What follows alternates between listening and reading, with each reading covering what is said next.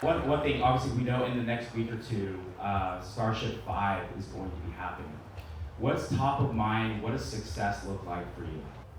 From a standpoint of when Starship will be ready, it's probably is about 2 or 3 weeks, but then depends on when we get the FAA license. It's probably end of August, is my guess, earliest, and it may go to early September. Just depends on how fast the FAA grants our license. What does success look like? I know there's the idea of literally using the chopsticks to capture this. Is that still the goal? Is that what success would look like? Or what is success for you in SpaceX in this next Starship 5 launch? We would like to catch the booster in the giant Megazilla arms, which sounds kind of insane because this is the largest flying object ever made. So to catch it with giant robot arms is pluck it out of the sky is pretty insane. But I think it's got a decent chance of working. Might take a few kicks at the can before it's actually before it works well. But we're not breaking physics, so success is one of the possible outcomes here. So we do want to try to recover the booster. On the last flight, we were able to achieve a soft landing in the ocean, or the Gulf, in the water. Congrats, by the way. Yeah, that's cool. So people may have seen the real-time video all the way down to the splashdown. And then the other thing we're hoping to achieve is obviously a more robust heat shield. So last time the ship actually did make it to the Pacific Ocean, or kind of like the border of the Indian and the Pacific Ocean. It did light the engines, and actually the ship did achieve a soft landing, but we lost a lot of heat shield tiles, and it's kind of amazing that the ship did make it to a soft water landing, and that it made it all the way to the surface and also splashed down intact. However, because of lost tiles, and I mean we're basically like two skeleton. The forward flaps were so melted they're like trying to control with like little skeleton hands.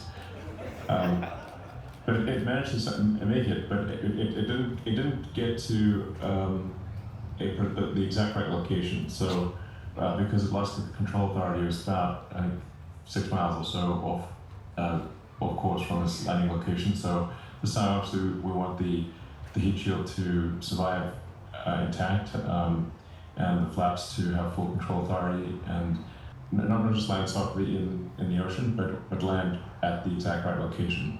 The ship landing is the tough part, meaning that's because the ship has a heat shield, and it's really designed to survive entry, not to sort of vaporize. It comes down very much intact, and so we need to make sure that for the ship that the reliability of the heat shield is extremely high, and that the flaps and that can steer to a very precise landing location. Because if it were to break up over populated area, there's some possibility of debris hitting, damaging property or people, and so we want to be really confident that the ship heat shield is super robust and lands at the exact right location. So before we try to bring the ship back to the launch site, we'll probably, I think, want to have at least 3 successful landings of the ship. And the ship heat shield this time is substantially upgraded.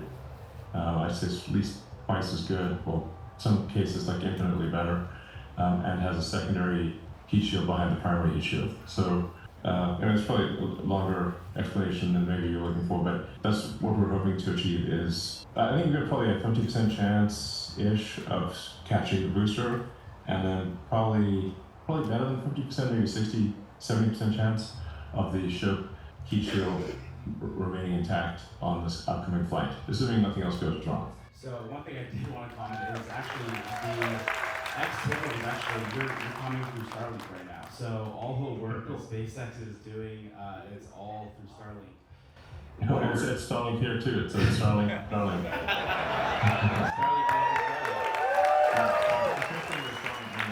So I'm like alternating between the main Starlink dish and the Starlink Mini dish. Now, to be clear, the Starlink Mini dish is not as good as the regular dish because it's a smaller antenna. It's not as much antenna area as the regular dish. Just to be clear, like the Starlink Mini is not exactly the same as the other one, but just smaller. Backpack size. It's like you give up a little bit of antenna area, but it's extremely portable. So it's like, I don't know, maybe a quarter of the weight of the regular one, but and you'll get about half the bandwidth. So it's sort of, its power to weight, it's like ability to weight ratio is really good. It's and then you can just put it in a backpack, take it anywhere you want. I think it'd be pretty good as a sort of a backup device for emergency services. Actually, a lot of sort of first responders and emergency services are looking at having that as just because it's so easy to just put on a vehicle. In fact, I know people have put it on Teslas, which is pretty cool. We have Cybertrucks here with them literally stationed on them. Shout out to Tesla Tino and some of the other ones. Yeah, I think that the Starlink Mini especially is, because it's so portable and easy to put in places, it's just great for emergency services, or if there's forest fires, floods, natural disasters, which take out, where you lose the ground fiber and you lose the cell towers, then you still have access to the internet with the Starlink. Elon, we're in the market for a Starlink Mini, so 2 thumbs up, good reviews. How do you like it so far? It's good. It's a new product, so we're just like ironing out little things here and there. But so far so good. It's looking good. I think it'll be a huge seller, and also it costs less to manufacture. So that means the terminal cost, I think might ultimately get down around a couple $100, which makes it accessible to many parts of the world where the more expensive terminal is unaffordable. So this should be affordable for much of the world. Well, I can't wait to get out to South Padre Island for selfish reasons and have the Starlink Mini to cover this live. But what's incredible is just the access that Starlink is. You can go anywhere in the world and have access. Like, the gap for knowledge is no longer going to be an issue in some of the most remote places. So even making it more accessible with Starlink Mini is just insane. Quickly back to the Starship 5. So Starship 4 happened. I was there live on Isla Blanca Park. And then even going through the Star Factory tour, just what you guys are doing at Starbase is incredible, and how fast you iterate and make changes on the fly as each day that goes by, it feels like a century maybe at other places because of how much you guys are changing. What, outside of the heat shields, what were some of the other big findings from the Starship 4 launch that you guys are implementing for and preparing for this upcoming launch? Between each flight, there are hundreds of changes on both the ship and the booster. Many of them are very sort of small, but they add up, cumulatively to significant changes.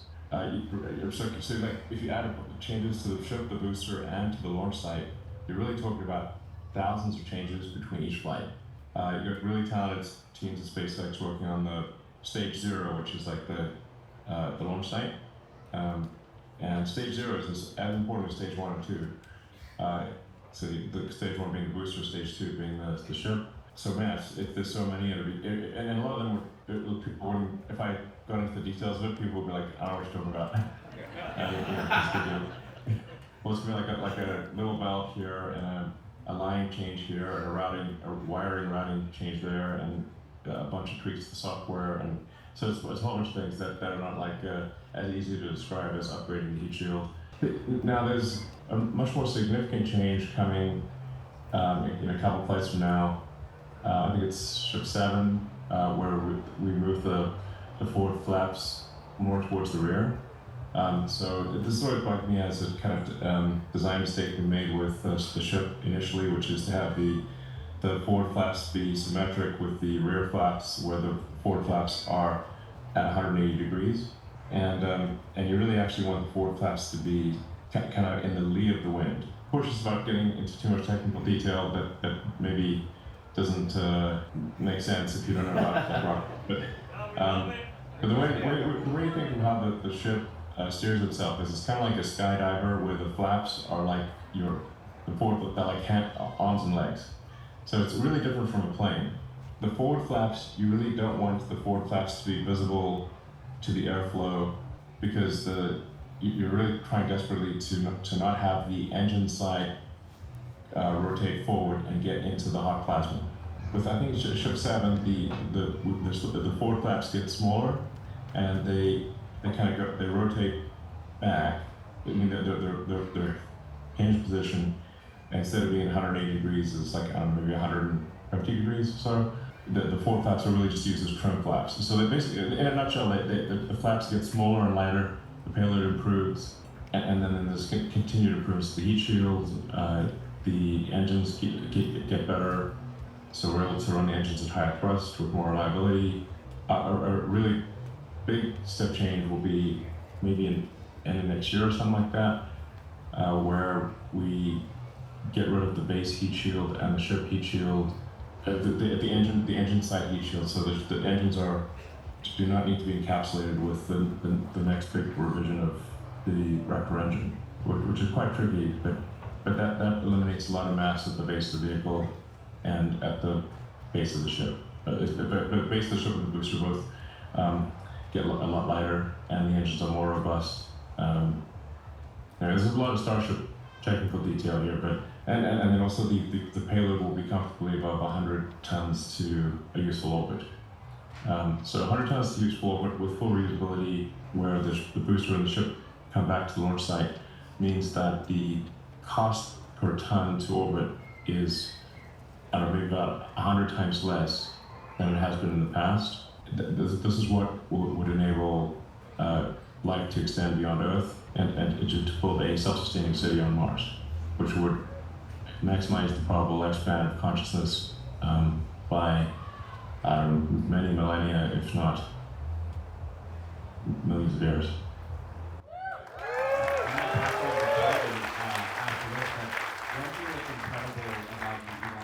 How much in the weeds you are. I don't think I've ever seen any leader at any company be so involved in the weeds, and the fact that you can go as high and as low, literally, it's just truly amazing. So I'm going to pass it over to Kelvin, but that's just one thing that I've noticed about you is that you're highly involved in everything you're doing, and you're able to step out bird's eye, but also get into the weeds.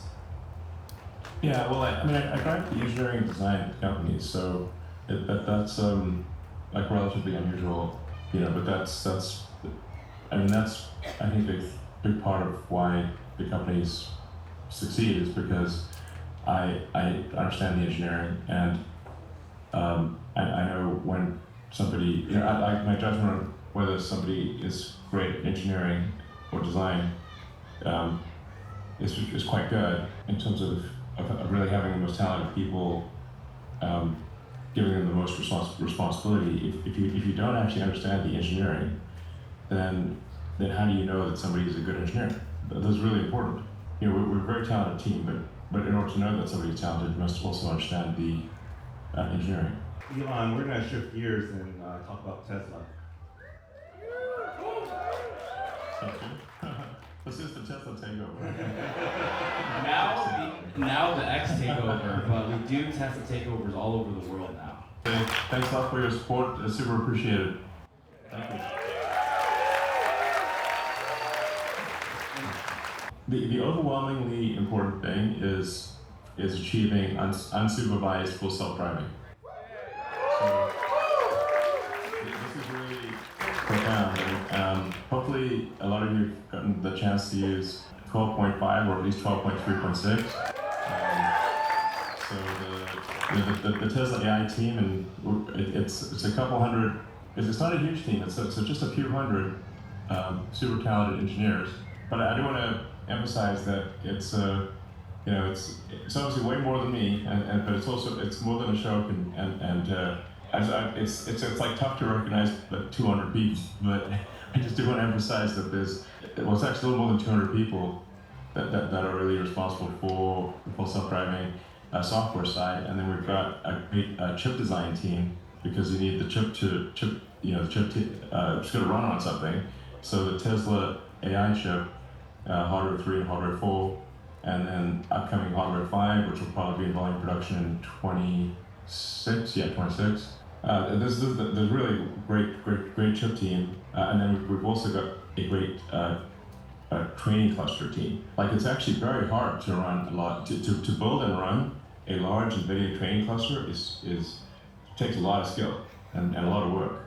You know, teams cranking 24/7 on building the SAP extension to the Gigafactory in Austin, and I was actually just touring the team last night, making good progress for installing the servers. But I do. It's like sometimes people think, oh, you just buy NVIDIA GPUs and plug them in, and they start the training run, and off you go. This is not the case at all. It's super hard, actually.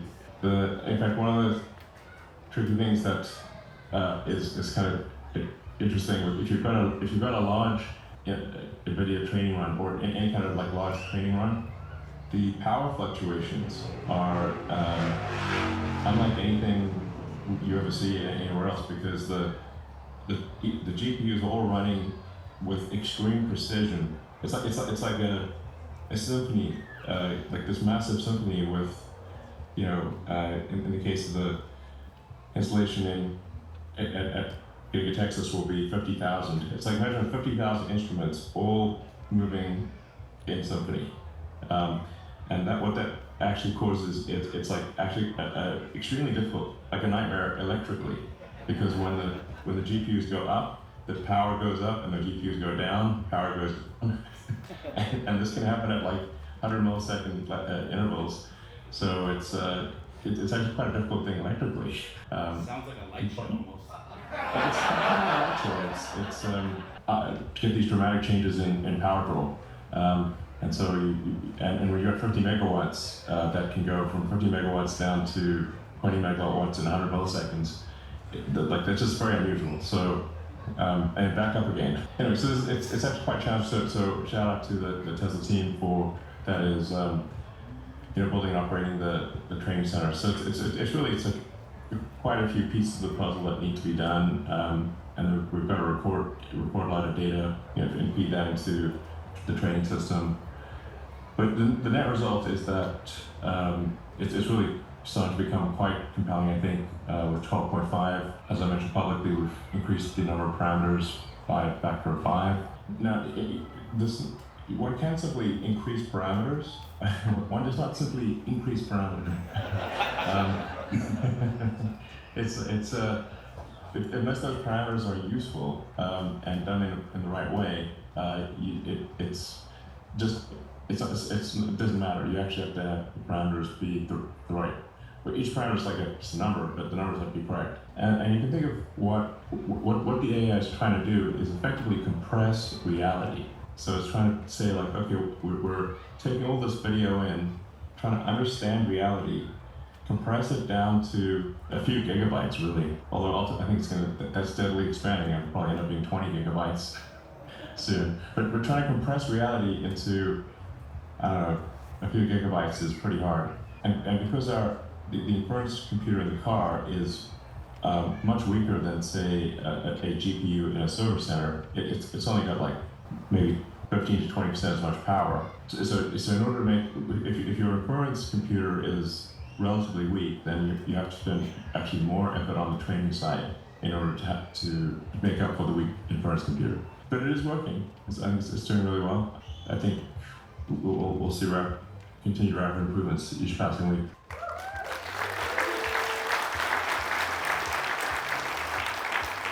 Speaking of light shows, I just want to say thank you for reposting and sharing the show on X Takeover.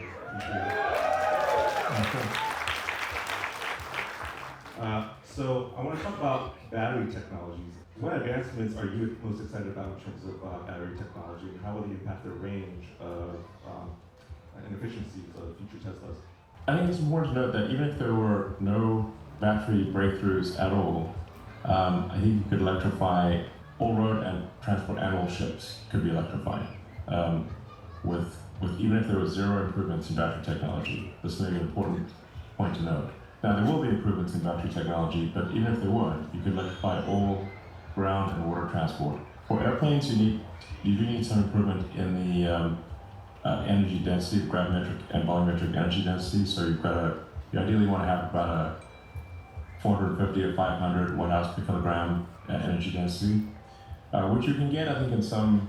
It's getting there. Like it's with some expensive cells, they're up in that region. Really, most of the R&D effort is in improving the cost per watt hour, per kilowatt hour. So the cost of range, like how do you improve the cost of the battery pack in order to make the cars more affordable?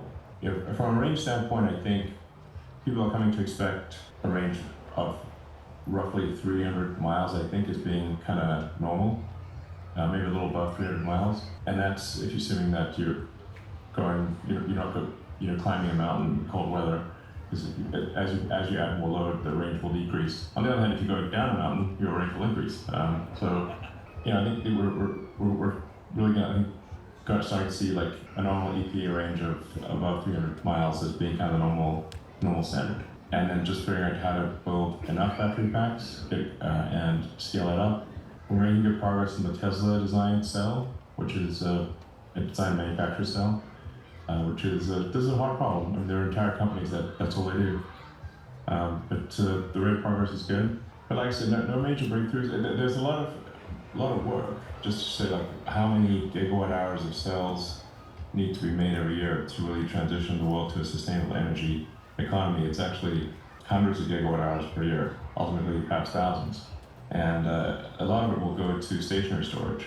So for pairing wind power with stationary battery packs and solar power with stationary battery packs, and just overall improving the efficiency and stability of the grid with the stationary battery packs. That's actually quite a big deal. Yeah, but overall, I feel like things are progressing at a good rate.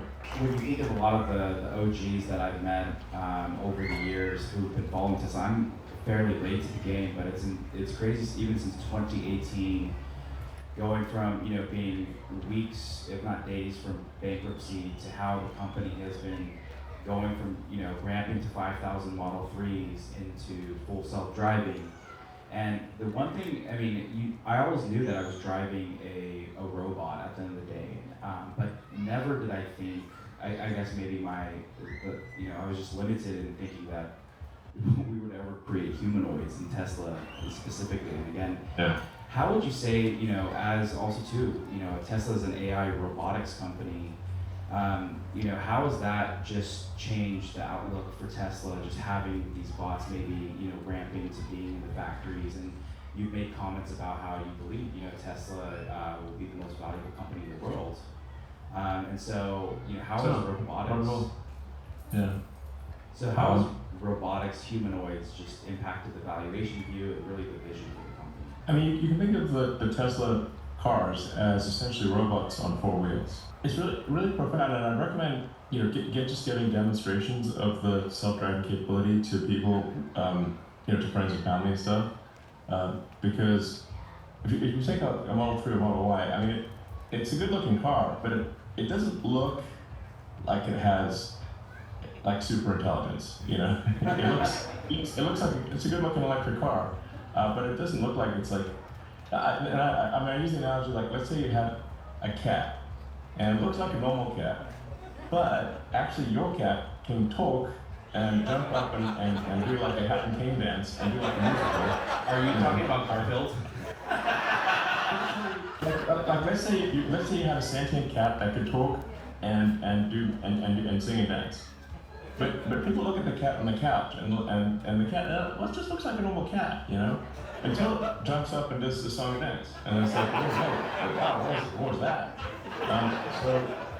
So that's the thing with the self-driving is that sure, the Model 3 Y, they're good-looking, normal-looking cars, except ours can basically sing and dance. And it's intelligent and can drive from one place to another. So just demonstrating that to people kind of blows their mind. So I'd recommend doing that because that's really key. And then for the Optimus robot, that's really an extension of what we've learned with the car. So the car is a robot with 4 wheels, intelligent robot with 4 wheels, and Optimus is an intelligent robot with arms and legs. In the case of Optimus, we had to design every part of the robot from scratch. All the motors and gears and electronics and sensors all had to be designed from scratch, and obviously we had to learn how to operate all of these motors and sensors. You really get to learn a lot about how the human body works, and you realize there's a reason why we evolved this way.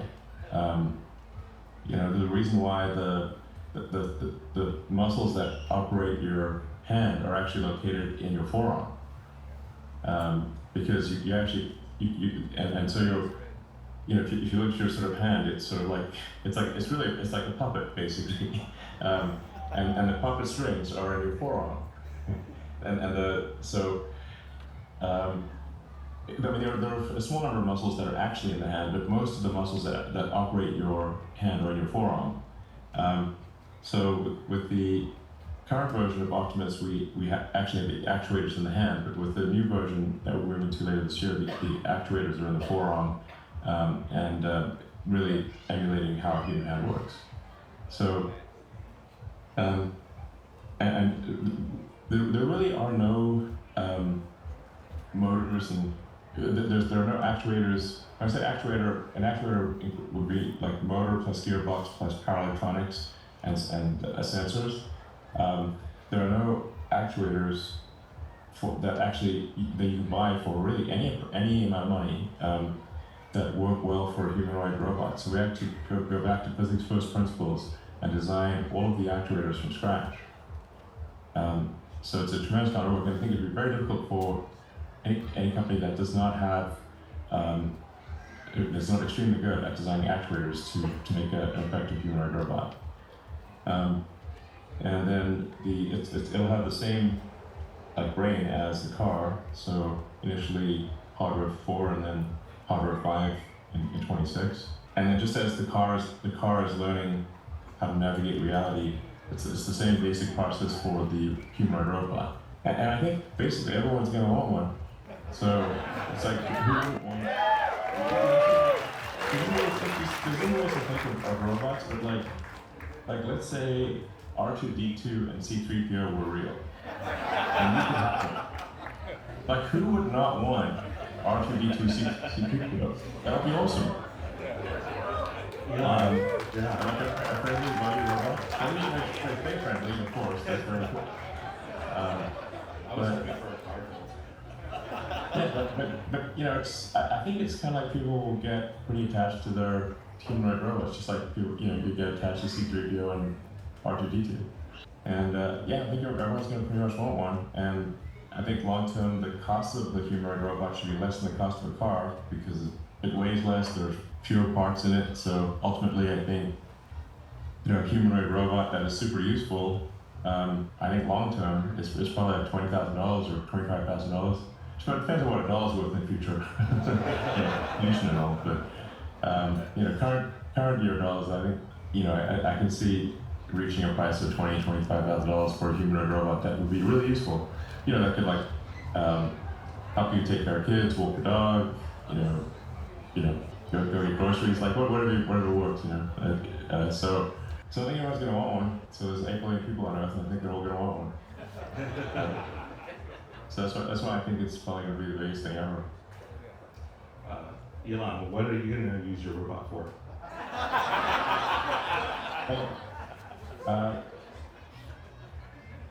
Initially we're starting a production unit 1 of production design 1 of Optimus, which will do some basic stuff in the Tesla factories next year. So we want to iron out a lot of details. It's just to make sure it's useful, and for the first year or so, it's going to require quite a lot of babysitting from engineering, and then hopefully when we get to 2026, that'll be when we can sort of sell it outside of the company, because have be confident that it'll work reasonably well and respond to voice commands and that kind of thing. And then you'll be able to sort of, I think, customize how the robot looks as well. long term. Because you can kind of shell or skin the robot however you'd like. So I think there'll be wide variations in how the robot looks, how the robot looks, and maybe like some third parties could do cool things, just like there's like cool third party wraps of the Cybertruck. Some really creative art making. So the Cybertruck's like, even though it ships as kind of like bare stainless steel, I think it ends up having some of the most interesting art in terms of how it's wrapped. And so it's really quite unique. Actually, I toured Pharrell. He was also very creative, and I think he has some ideas for doing a Pharrell version of an Optimus, for example. Pretty cool to have like different artists come up with different versions of Optimus. So, speaking of Cybertruck, I've had a Cybertruck since middle of February, and I'm so used to FSD, and you probably know. You really want that? I totally agree. I don't know if I could get special access, but or more importantly, I'm just saying I've driven 10,000 miles, and it kills my soul to be driving the most advanced technology. Sure. And I feel like I'm driving. It's still the most amazing vehicle Sure. Tesla's ever made, but any updates on FSD with Cybertruck? I think that should be coming out in August. So. Technically 2 weeks. Yeah.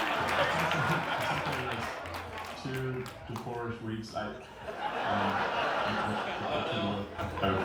not sure the exact timing because we just have to test it and make sure it works well. But 12.5 is where a lot of things come together. Where you've got the high, we upgrade the highway stack to be the latest version, so it's you don't have the old highway stack and the new city stack yet.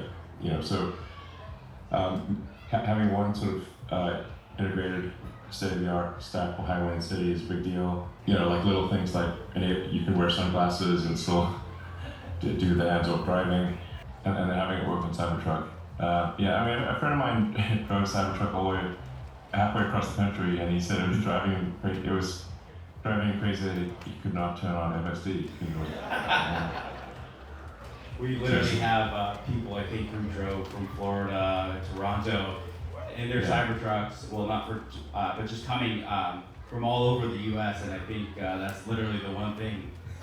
They were just like feeling peasant status, even though this is the best product that Tesla has made yet. So, it's great. It's a great product. It should be very soon. Elon, what other future car projects are you most excited about? Is it the Roadster? Is it the Robotaxi? Can you speak about what you're most excited about? Well, I think in terms of what will have the biggest impact in the world will be the Robotaxi, dedicated Robotaxi. Now, of course, all Tesla vehicles can operate it or will be able to operate as a Robotaxi. I think the dedicated Robotaxi will have the single biggest effect in the world. The semi-truck, I think, will have a very, very big effect. The Roadster is one of those things that's not like necessary from a utility standpoint, but it's super cool. I guess a friend of mine, Peter Thiel, is like, he was saying, like, why don't we have flying cars? And I'm like, wait for it.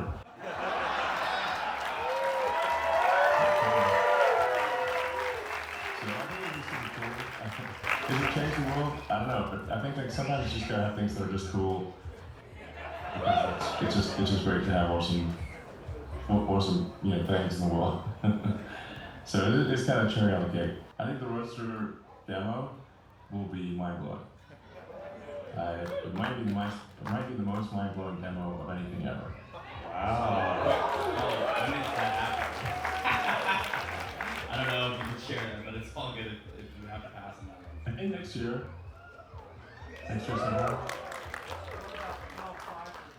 And that's a joint sort of Tesla SpaceX effort. So it's kind of applying combining rocket engineering with Tesla EV engineering to make something really special.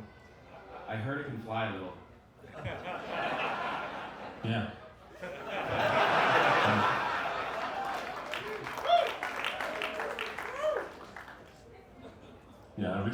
special. Yeah, we'll continue to make new products that we haven't talked about at all. So there's new things that'll come out. But the really ultra profound thing is full self-driving. It's unsupervised full self-driving. That's like the gigantic thing. And then Optimus having an autonomous, useful humanoid robot is an even bigger thing than full self-driving. But those are the two things that, like, if you were to look back in history from, fast forward like 20, 30 years or 50 years even, like what are the things that really were profound? It'll be unsupervised, a general solution to unsupervised full self-driving, and a humanoid robot that is truly useful. Even 100 years from now, they'll be like, whoa, those are big ones.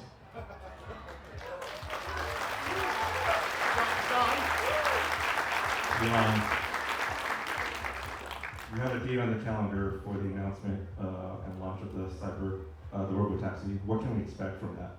Well, I can't give it away, because you don't want to give the show away before the show. So just a tease. I think it'll be cool. I think it will be pretty exciting. In the actual event itself, how many people will realize how profound it is, what we're going to show? I think some people will understand how profound, not everyone will, but it will be obvious in hindsight.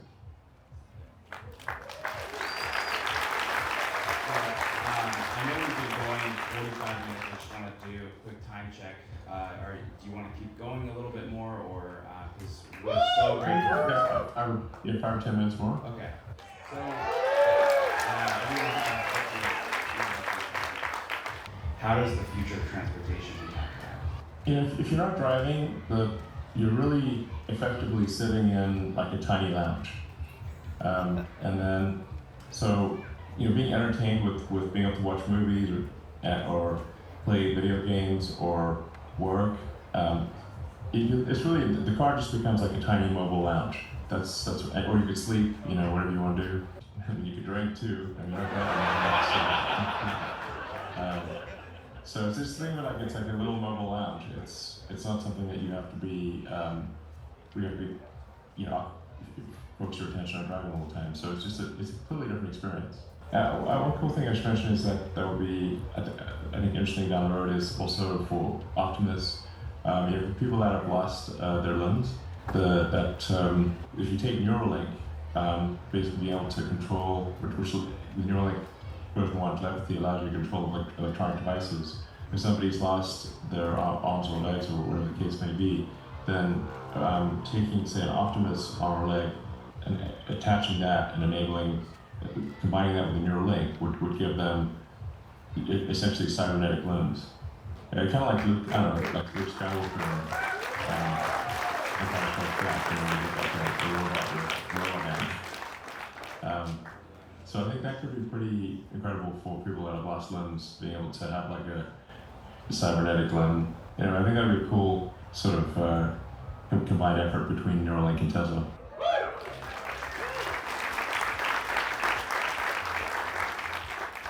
There's some recent news on X about some candy announcements or something like that. No, I don't know what that is. I'm just a candy stuff. I have too much on my plate to add candy to it, I think. So fake news. Yeah. This is. I mean, it's wild how much is happening in the world. I mean, there's stuff happening with SpaceX and Tesla and all the advancements in AI. A lot of advancements in pharma as well. There's a lot of interesting, kind of miracle drugs coming along, and we're certainly headed for, I think, the most interesting future. I think we live in the most interesting of times. Sometimes it's easy to sort of get down about some day-to-day event or political stuff or whatever, but in the grand scheme of things, we are living in the most interesting time in history, and that's pretty cool.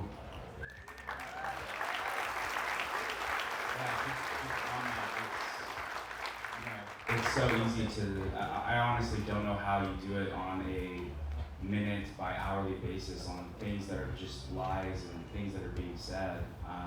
But it's so important to have, a positive mindset, especially as those attacks are coming, because if you're just depressed about everything that's just coming at you, it's just so hard to move forward. And so it takes people like you to who are actually being a part of that change rather than just watching from the sidelines.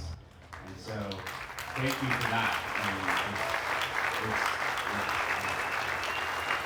One thing I'll ask, and then I'll maybe pass it to Kelvin for one last question. So we have a lot of retail investors here, as we know. I just want to say how amazing X is, and how some of the stuff has even worked in the background. I remember meeting Amy Stephens, who was behind, obviously, who her team that she worked with to kind of like build the lawsuit, obviously, on the comp plan. I met her on an X Spaces, Twitter Spaces, and we got connected, and she ended up on our podcast, and next thing I know, she connects with Alexandra Mertz, Tesla Bruno Mama, and seeing all of the work that's happening behind the scenes with what Amy was doing, and then what Alexandra was doing on the front facing. But the question I wanted to have is, when you think of retail investors and what it's meant to Tesla, what comes to mind, especially again, all the work that, the community has done, Alexandra, Amy's of the world, the Tesla community, but what comes to mind when you think of retail investors for Tesla? Well, I love retail investors, I have to say. Because I think retail investors, or individual investors, are they're like making a decision to support the company, and that's super appreciated. I think we have the highest retail investor percentage of maybe any company, or maybe certainly one of the highest, and I think that's really a good thing. And I, there's going to be sort of ups and downs in the stock price for random reasons, but I do feel confident that the long-term value of the company will be extremely high. I think the best analysis I've seen is like Kathy Wood's company, ARK Invest. They've been the most accurate in the past. The value of the company is going to be kind of nutty with unsupervised full self-driving and with Optimus. I sort of wonder ultimately what money will even mean in the future, because if you've got robots that, if the cost of goods and services are driven to almost nothing, assuming it's a positive future, which I think it probably will be, then we're headed for an age of abundance. I do feel like maybe that Tesla's kind of in a phase right now, like similar to what Nvidia was in before Nvidia stock went bananas. And I have to say, Nvidia deserves the valuation they've got. Jensen and his team have done an amazing job. It really goes to show the value of any kind of AI. A company that is strong in AI it's just going to be crazy, and it will dwarf the value of companies that do not have advanced AI. It really will be profoundly different. It's a simple sort of productivity, kind of back of the envelope math for cars is that, typical passenger car is about 10 hours of use a week. It's called like an hour and a half a day for 7 days, so it's about 10 hours. But if it's autonomous, it could be used 100 hours a week. Now, I'm not sure what the average usage would be, but average usage in autonomous mode might be 50 hours, but certainly it could be used 100 hours out of 168 hours a week. So that would be a 10x increase in the productivity of the car. But it costs the same. If you just do the basic math on that, it's like, okay, now you go from 20, 25% margins to 19% margins. It's insane. And then, for cars that are owned by customers, then we'd obviously revenue share with the customers, and so the owners of the cars, I think would earn quite a bit more than the lease cost or financing cost of the car when it's in autonomous mode. Yeah, but if you just think of asset utilization efficiency, and you go from 10 hours a week of a car to 50 or 100 hours a week, and it's the same car. That's just, it's the biggest explosion in value, maybe ever. So, I had a quick follow-up, but again, let us know, we can do a time check. But you kind of were just talking about just content, and like one question I actually had, it was a follow-up kind of a little bit to what you were mentioning, and somewhat off-topic, but do you see it, do you foresee a rise in mechanisms to determine the authenticity of content and the validity of what is being said? Like, I think that's in this future, right? I mean, I see half the time I feel like I turn up YouTube and, you know, they're taking an interview from you and then you're randomly mentioning Bitcoin and, or I've seen interviews of us, like people are messaging us from our interview back in May of 2022, and they're live streaming it like it's happening live. I'm like, wow, I look different 2 years ago with longer hair. It's like, but it's you talking and you're randomly, the Bitcoin, reel is going on the bottom. So, what are your thoughts on that? Yeah, I mean, I'm not going to be promoting crypto. So if at most in a joking way, but if you see me pumping crypto, it's not me. I mean, I do think there's some merit in Bitcoin and maybe some of the other crypto, and I sort of have a soft spot for Dogecoin because I just like those and memes. Yeah, I don't know. On the X platform, there's pretty quickly things get community noted, or there's in the replies people say, "Hey, this is not real." So I think I don't know. We can work to try to have community notes surface faster, and also to if similar videos are popping up, that the community note gets appended to any kind of similar video. But I think it's definitely. Always, you want to be cautious about seeing any. If you see a sales pitch for crypto, I would double check whether that is real. All right, Elon. We want to wrap up with a final question for you, which is, what are you most excited about regarding Tesla and SpaceX? Well, I think I've basically described it already, but the key for SpaceX is to achieve full and rapid reusability of the Starship rocket. This is really the holy grail of space technology. No one has ever made a fully reusable orbital rocket. Starship is the first design that is even capable of that. This is an absolutely profound thing, because a fully reusable, rapidly reusable rocket is the difference between humanity being a single planet civilization and a multi-planet civilization. So that's gigantic, and I think we might get there next year. So that's big deal. I mean, I don't count the chickens until they're hatched. These are tough chickens, but I think it's going to happen next year. A general solution to self-driving that is also an incredibly profound thing, and that's unsupervised full self-driving. That looks like if it doesn't happen later this year, it seems extremely likely to happen next year. If you just plot the points in the curve of miles between interventions, that number is improving dramatically. Those are really the two whopper things, and then as I mentioned for Tesla, also Optimus. The Optimus numbers are like, they're like so mind-blowing that you're like, is this real? Because I actually think the market for humanoid robots is in excess of 10 billion units, like more than the number of humans. Because people will each want one, and then there'll be others that are involved in industry and stuff. If they do sell even at volume for $20,000, that's 20 trillion. So it's like, I mean, this is bananas numbers, I should say so. Anyway, it's just insane numbers. So we should hold on to your spot. Anyway, it's just really nuts. I should say $200 trillion. This is just an insane number. $20,000 times 10 billion. So 20 trillion, 200 trillion.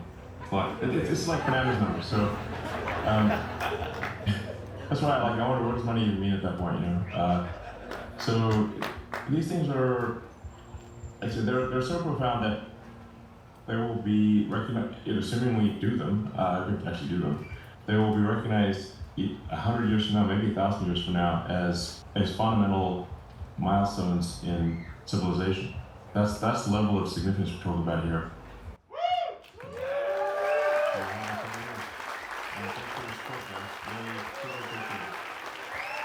If we can, we would love to just get a virtual/in-person.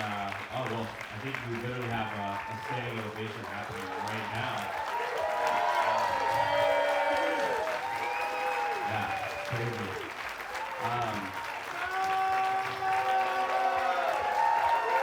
I feel like you can now say Elon actually danced when you're talking about the cat at the X Takeover. So. But yeah, thank you again, Elon, Kelvin and I, on behalf of our organization.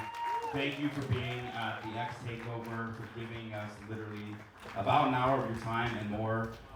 Thank you for the support of our community, retail investors, and we appreciate all that you're doing for humanity and actually picking up the shovel and doing it.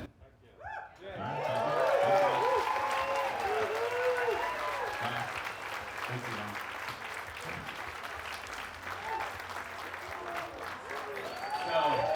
Background on this. This was supposed to be 5 minutes. Like when he was handing me back, he was like, maybe 5 minutes. And then it went from 15 to 30, and then next thing you know, we're going an hour. Yeah. So thank you guys for just coming out and being a part of this event. Yeah. Yeah, that was amazing, guys. So, not quite the 4-hour interview we got a couple years ago, but pretty close. Starlink for the win. Right. All right, so you heard from the GOAT.